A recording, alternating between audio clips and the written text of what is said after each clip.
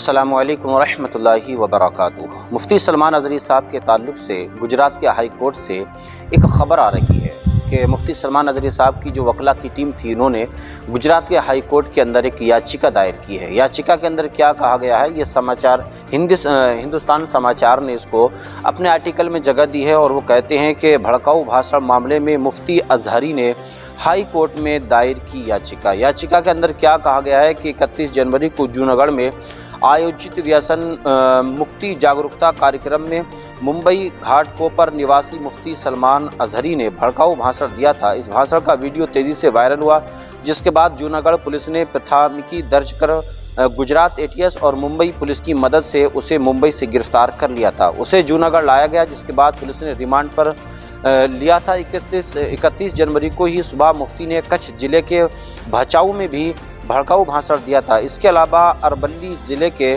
मुड़ासा में भी पिछले साल 24 दिसंबर को आयोजित कार्यक्रम में मौलाना पर भड़काऊ भाषण देने का आरोप है। इन सभी मामले में मौलाना को गिरफ्तार किया गया और रिमांड हासिल किया गया। फिलहाल मौलाना को पासा के तहत जेल भेज दिया गया है। जेल से मुक्ति के लिए मौलाना के वकील ने हाई कोर्ट में याचिका दायर की है, जिसमें उसने कहा है कि उसे गलत रूप से फंसाया गया है। आर्चेट चार्ज में सुनवाई की मांग की गई है। मौलाना की रिहाई की मांग के साथ पासा के तहत गिरफ्तारी पर भी आपत्ति जताई गई है। हिंदुस्तान समाचार यानी कि मुफ्ती सलमान अज़हरी साहब के ऊपर जो पासा एक्ट लगा है, पासा एक्ट किसके ऊपर लगता है?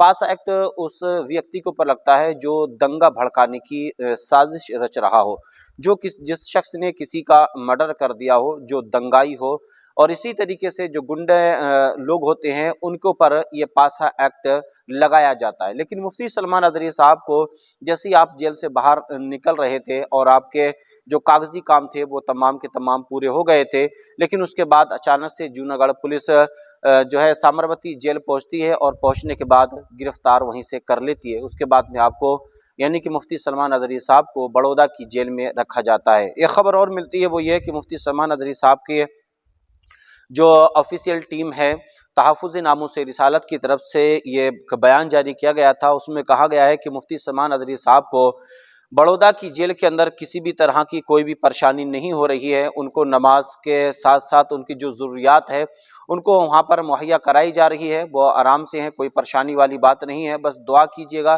कि मुफ्ती सलमान अज़हरी साहब को अल्लाह तबारक व तआला इस जाल से जल्द अज जल्द आज़ाद फरमाए और उनकी जो रिहाई है वो पाए तकमील तक पहुँच जाए। मुफ्ती सलमान अज़हरी साहब रिहा होकर हमारे सामने आ जाएं।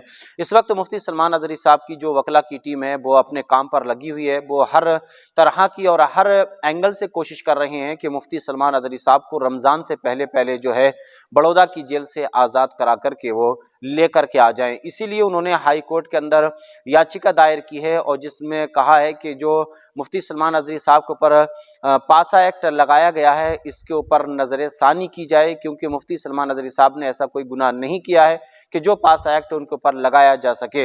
और मुफ्ती सलमान अज़हरी साहब को बेगुनाह जो है जेल के अंदर डाला गया है। आपने देखा होगा अभी 2 दिन पहले मुंबई के मुब्रा इलाके के अंदर एक रोड शो किया गया था, जिसमें रोड शो के अंदर जो हैदराबाद का टी राजा सिंह है, उसने एक खुले मंच के ऊपर मुसलमानों को भड़काऊ और मुसलमानों के खिलाफ आपत्तिजनक शब्दों का इस्तेमाल किया। लेकिन उसके बावजूद ट्विटर के ऊपर ये ट्रेंड करता रहा कि टी राजा सिंह को गिरफ्तार किया जाए। तो मुंबई की पुलिस ने ना तो उसके ऊपर कोई एफआईआर दर्ज की, ना तो उसके भड़काऊ भाषण पर उसके ऊपर कोई क्लेम किया, नहीं, बल्कि मुफ्ती सलमान अज़हरी साहब का सिर्फ एक शेर था कि कुछ देर की खामोशी है फिर शोर आएगा, आज तुम्हारा वक्त है हमारा दौर आएगा। इस शेर को लेकर के मुफ्ती सलमान अज़हरी साहब को एटीएस गिरफ्तार कर ले जाती है। बाकी सांड खुले आम इस वक्त घूम रहे हैं, ना तो उनके ऊपर किसी एंगल से कार्रवाई होगी, ना ही आप उनके ऊपर एफआईआर दर्ज करा सकते हैं। आज मुफ्ती सलमान अज़हरी साहब को सिर्फ 18 दिन हुए हैं, 23 दिन हुए हैं और हम मुफ्ती सलमान अज़हरी साहब को भूल गए। यही होता है कि जिस तरीके से मुफ्ती कमर गनी उस्मानी साहब के साथ में हुआ कि चंद दिन तक लोगों ने आवाज़ें उठाई उनके जो है सपोर्ट में आकर के। ट्विटर के ऊपर भी बहुत लंबा ट्रेंड चला, लेकिन रिजल्ट क्या निकल कर आया कि 10 से 15 दिन गुजरे, 20 दिन गुजरे, लोग उनको भूल गए।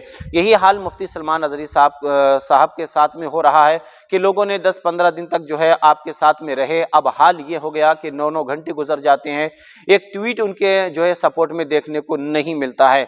तो सिर्फ 23 दिन के अंदर हम अपने जो है उलमा को, अपने आलिम को भूल गए, इसलिए कि अब वो जेल की सलाखों के पीछे नहीं। आवाज़ बुलंद करते रहिएगा, आज नहीं तो कल, कल नहीं तो परसों, कभी ना कभी तो आपकी आवाज़ को सुना जाएगा।